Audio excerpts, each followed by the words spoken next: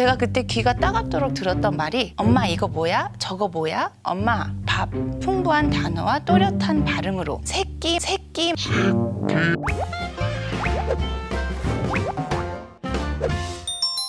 안녕하세요.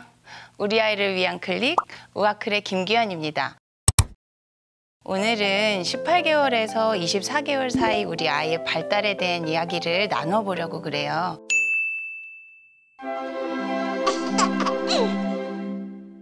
아이들을 보면 와 이제 제법 사람 노릇을 하는구나 라는 생각이 드실 거예요. 혼자서 잘 걷고 계단도 잘 오르내리고 손가락 3개를 이용해서 연필도 이제 스스로 잡을 수가 있게 돼요. 그렇게 된다는 말은 크레파스도 잡을 수 있게 된다는 얘기죠. 저희 아이의 사진을 가지고 왔는데요.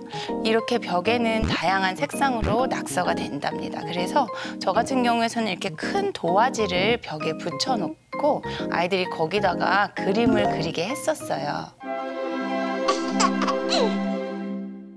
이제 운동 능력을 보시면 뛰고 공을 차고 하는 것과 같은 대근육 운동이 있고요.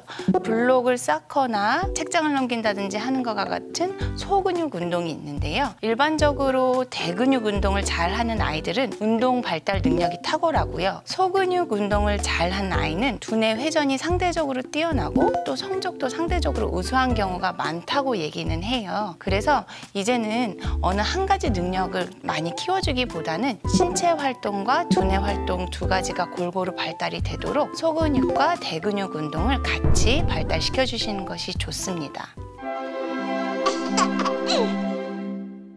이제 아이들은 제법 사물에 대해서 관심이 많아집니다. 제가 그때 귀가 따갑도록 들었던 말이 엄마 이거 뭐야? 저거 뭐야? 이렇게 계속 다니면서 정말 졸졸졸 쫓아다니면서 맨날 물어보더라고요. 이럴 때 귀찮다고 뭐야 단답으로 대답을 해주시면 아이의 언어 발달에 긍정적인 영향을 미치지 않습니다. 그래서 제가 지난 편부터 계속 말씀을 드리지만 주 양육자는 늘 풍부한 단어와 또렷한 발음으로 아이들에게는 어느 정도의 수다쟁이가 되어주셔야 아이의 언어적인 발달이 좋아지고 아이는 그렇게 되면 호기심이 굉장히 충족이 돼서 어휘력도 풍부해질 수가 있습니다.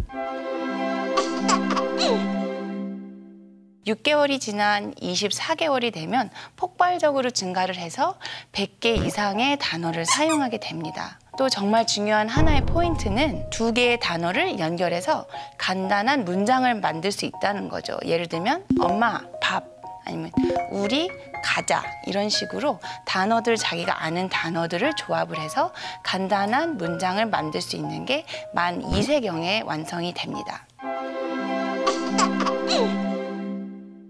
이 전편에서 12에서 18개월 사이에 애착이 생긴다고 말씀을 드렸는데요. 이제 18개월에서 24개월에는 그 애착이 더 심해지면서 어떠한 물건에 대해서 집착이 생기고 애착이 굉장히 심해지게 됩니다. 가끔은 다른 친구의 장난감을 자기 거라고 생각을 해서 집에 가지고 오기도 합니다.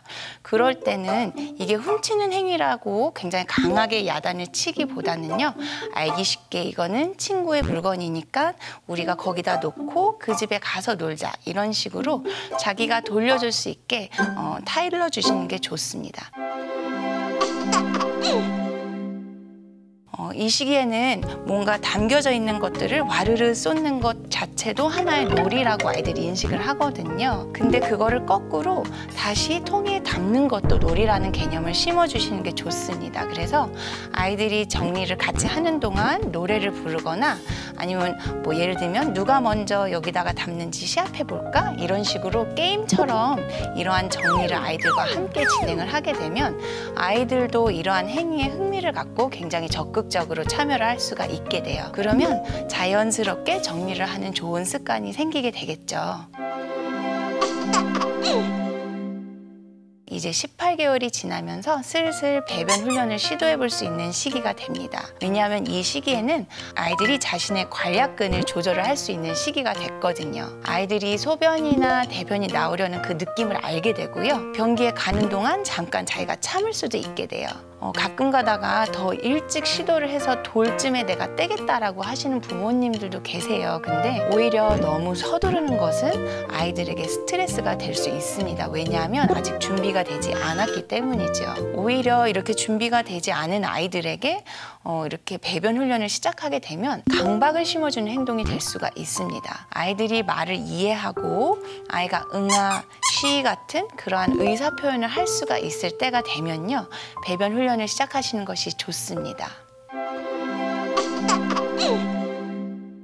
이 시기가 되면은 아이들의 활동량이 정말 폭발적으로 늘어나게 됩니다. 그래서 새끼만으로는 충분하지 않을 수가 있어요. 그래서 이때는 끼니를 뭐 4끼, 5끼로 늘리라는 말씀이 아니라 간식의 비중을 좀 많이 두셨으면 좋겠습니다. 그럼 간식을 뭘 주면 좋을까 생각을 하시게 되겠죠. 간식은 소화가 잘 되고 위에 부담이 없는 그런 간식을 준비를 하시는 게 좋아요. 이맘때 아이들은 하루에 1200kcal 정도가 필요하거든요. 가정 시간에 많이 배우셨잖아요. 탄수화물, 지방, 단백질 얘기를 하는데 보통 지방 얘기를 하면 되게 걱정을 많이 하세요. 지방 자체가 나쁜 게 아니고요.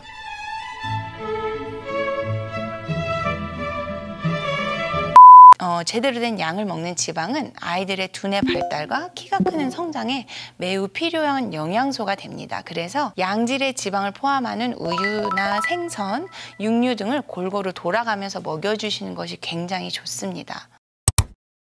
오늘 영상을 보시고 궁금한 것이 있다면 언제든지 또 질문을 주세요. 또 함께 아이들을 같이 키워가는 좋은 기회가 될 수 있도록 노력하겠습니다. 감사합니다.